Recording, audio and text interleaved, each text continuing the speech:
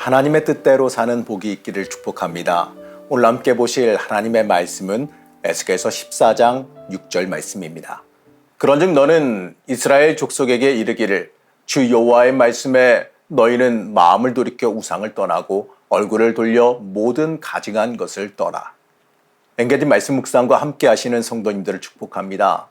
이스라엘의 고질적인 죄악은요, 우상 숭배입니다. 하나님을 잊어버리고 다른 것을 의지하는 악한 죄악입니다. 오늘 말씀도요, 우상 숭배자들은 멸망당한다는 것을 말씀합니다. 그러면서요, 우상 숭배에서 돌이킬 것을 요청하고 계십니다. 이 모든 가증한 것을 떠나라고 명령하시지요. 오늘 말씀의 시작 부분을 보게 되면요, 이스라엘 장로 두어 사람이 에스겔 앞으로 나왔습니다. 어떤 학자들은 이 남유다 시드기야 왕이 에스겔에게 외교적인 임무로 보냈다고 말하기도 해요. 하지만 대부분의 학자들은요, 에스겔과 함께 이미 포로가 되어 있던 남유다 장로들이 자신들의 운명과 유다의 장래에 대해서 알아보려고 찾아왔다라고 봅니다. 어찌됐든지 간에 이들이 찾아온 이유는 명확하죠. 바로 자기들의 운명, 유다가 멸망할 것인지 포로로 잡혀온 자신들이 풀려날 것인지에 대한 것을 묻기 위해서 찾아온 겁니다. 자, 그렇다면요, 과연 유다의 지도자인 장로들이 이 지금의 처한 상황을 판단하지 못해서 물어보러 왔겠습니까? 이 낮아진 마음으로 하나님의 자비를 구하며 찾아왔을까요? 이들이 찾아온 이유는요, 어찌면 따져 물어보러 온 걸 수도 있어요. 지금 이렇게까지 어려운 처지에 놓인 것에 대해서 하나님께 따져 묻기 위해서일지도 모르겠습니다. 자신들은 하나님 잘 섬기고 살아왔는데 왜 하나님께서 선택한 민족인 우리가 이러한 고난과 고통을 당해야 되는지 따져 물으러 왔을 수도 있지요. 몰라서 하나님의 자비하심을 구하러 온 게 아니라 자신들 나름대로 대답을 정해놓고 찾아와서 하나님 너무하신다며 따져 묻기 위함이니 어떻게 보게 되면 굉장히 안타까운 모습이지요. 여기에 대해서요, 하나님께서는 답변하시는데 이 전체적인 내용은 이들에 대해서 실망하시고 기분 나빠서 대답하시는 것 같은 느낌을 받게 됩니다. 3절 말씀 보시겠습니다. 인자야, 이 사람들이 자기 우상을 마음에 들이며 죄악의 걸림돌을 자기 앞에 두었으니 그들이 내게 묻기를 내가 조금인들 용납하랴. 에스겔을 찾아온 장로들이 외면적으로는 하나님 잘 섬기는 것처럼 행동했지요. 하지만 이 심령을 감찰하시는 하나님의 눈으로 보니까 그들의 본성이 드러난 겁니다. 우상 숭배하는 관습에서 벗어나지 못하고 오히려 이것을 이용하던 기회주의자였다는 거죠. 하나님은요, 이스라엘 백성을 넘어지게 만들었던 우상 숭배를 용납하지 않으셨습니다. 하나님은 우상 숭배하는 자들을 조금도 용납하지 않겠다고 하세요. 하나님은요, 두 주인을 섬기는 사람을 용납하지 않으십니다. 하나님 섬기면서 우상 숭배를 하던 장로들을 징계하신다고 하시지요. 이러한 모습은요, 현대 우리 신앙인들, 우리의 모습일 수도 있어요. 겉으로 보기에는 신실한 신앙인의 모양을 갖추고 있습니다. 하지만 그 심령 가운데에 이 세상적인 유익과 물질을 추구하는 그러한 우상이 자리하고 있지는 않습니까?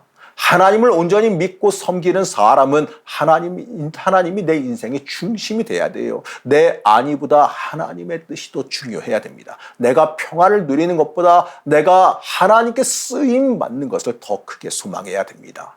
하나님께 사용되어질 때 그때 내 인생이 가치 있어지는 거예요. 하나님께 쓰임 받기보다 내 편안함과 내가 누려야 될 것에 초점이 맞아 있다면 그 사람은요, 하나님께서 용납하지 않으시는 두 주인을 섬기는 죄를 범하게 되는 겁니다. 하나님께 이 징계의 말을 듣는 그 유대의 장로들을 보며 우리 스스로 한번 점검해 봐야 됩니다.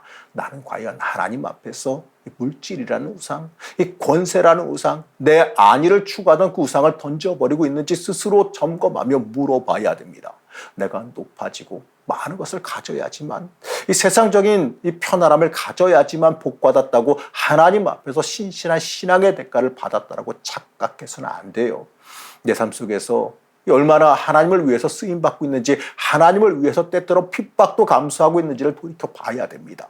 하나님 앞에 내가 손해보려 하지 아니하고 이득만 보려 한다면 이 물질이라는 우상을 숭배하고 있는 것에 불과한 거예요. 하나님 외에 다른 것을 중요시 여기는 것을 극도로 싫어하십니다.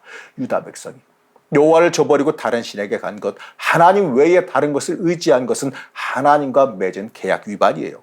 그로 인해서 하나님께서는요, 유다 백성에게 심판을 선언하십니다. 그리고 그나마 감사한 것은요, 심판을 선언하시면서 회개하고 하나님께로 돌아오라고 다시 요청하시는 거죠. 6절 말씀 보시겠습니다.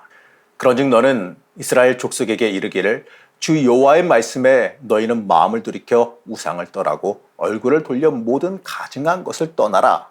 여러분, 여기서 얼굴을 돌이킨다라고 하는 것은요, 행동을 통해 변화된 마음을 보여준다는 의미를 지닙니다.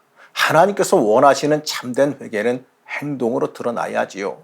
실제적으로 이 죄악의 자리를 떠나야 됩니다. 내 인생의 주인이 하나님이시다라고 하는 그 온전한 고백을 주문하고 계십니다. 그러면 말씀하세요. 8절 말씀입니다. 그 사람을 대적하여 그들을 놀라움과 표징과 속담거리가 되게 하여 내 백성 가운데에서 끊으리니 내가 여호와인 줄을 너희가 알리라. 하나님께서는 다른 우상에게 간 사람들을 하나님의 백성의 명단에서 제하여 버린다라고 말씀합니다. 이제 하나님은요, 이스라엘의 죄악으로 인해 받는 그 심판은 막을 수 없다고 하시지요. 회개를 명령했으나 돌아오지 않는 사람들에게 심판이 임합니다. 이 첫 번째로 양식이 떨어지는 심판, 이 굶주림의 심판을 말하시지요. 하나님은 의인의 대표 명사라 말할 수 있는 노아, 다니엘, 욥 그들이 있을지라도 그들도 그저 그들 자신만 구원받을 정도라고 말해요. 그들로 인해서 도성이 구원을 용서함을 받을 수 없다라고 말합니다. 그들의 죄가 이미 한계점을 넘어섰기 때문이지요. 두 번째로 사나운 짐승을 통해서 심판하실 것이고 세 번째는 칼을 보내 심판할 것이다 라고 말씀합니다. 실제로요, 주전 587년에 유다는 포위당해서 기근과 칼날의 심판을 당하게 됩니다. 하나님께서는 이렇게 회개하지 않는 사람들, 하나님 앞으로 온전하게 돌아오지 않는 사람들에게 심판을 말씀하십니다. 하지만 하나님께서 원하시는 것은 철저한 심판이 아니지요. 심판으로 끝나버리기를 원하시지 않습니다. 하나님께서 원하시는 것은 백성의 구원이에요. 에스겔은 이 전체적 구조로 보게 되면 이 구원과 회복으로 끝나게 됩니다. 하나님께서 이스라엘의 죄로 인해서 심판하시지만 하나님의 목적은 심판이 아니라 하나님과의 관계 회복이에요. 하나님께서 우리에게 원하시는 것은 징계와 질책, 우리가 힘들게 사는 것 이게 아니에요. 하나님께서 원하시는 것은 하나님과 동행하는 삶입니다. 하나님과 그 본래의 관계를 회복하는 데 있어요. 하나님은 우리의 주인 되십니다. 이스라엘과 하나님과 그 맺은 언약은요, 여호와 외에 다른 신을 섬기지 않겠다라고 하는 언약입니다. 그리스도인으로 하나님의 사람으로 살아가는 우리에게도 적용되어지는 언약이에요. 그렇기 때문에 우리가 인생을 살아가면서 가장 중요하게 생각해야 되는 것은 하나님과의 관계, 바로 하나님을 온전히 내 주인으로 섬기고 살아가는 겁니다. 우리가 많은 말씀을 들었고 많은 영적인 지식, 신앙적인 지식을 가지고 있지요. 그러다 보니까요, 이미 하나님께서 우리에게 원하시는 거 이미 잘 알고 있어요. 정답 잘 알고 있다는 얘기입니다.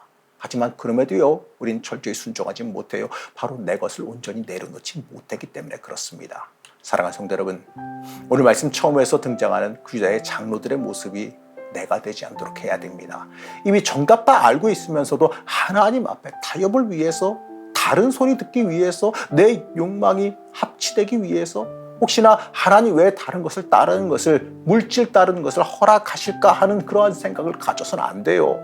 철저히 하나님 앞으로 돌아오시기 바랍니다. 하나님께서 원하시는 삶, 하나님 중심의 삶으로 살기를 결단하시기 바랍니다. 하나님과의 그 관계 회복이 우리의 인생에서 가장 중요한 기도 제목임을 잊지 마시고 하나님 앞에 온전히 바르게 서는 여러분들 되시기를 시간 간절히 축복합니다.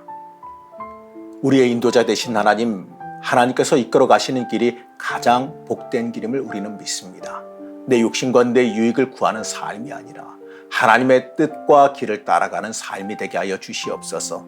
하나님 외에 다른 것은 다 내려놓게 하여 주옵시고 참된 생명과 진리를 따라갈 수 있게 우리를 강하게 붙잡아 주시옵소서. 하나님의 은혜와 역사가 함께 있기를 소망하며 예수님의 이름으로 기도드렸습니다. 아멘.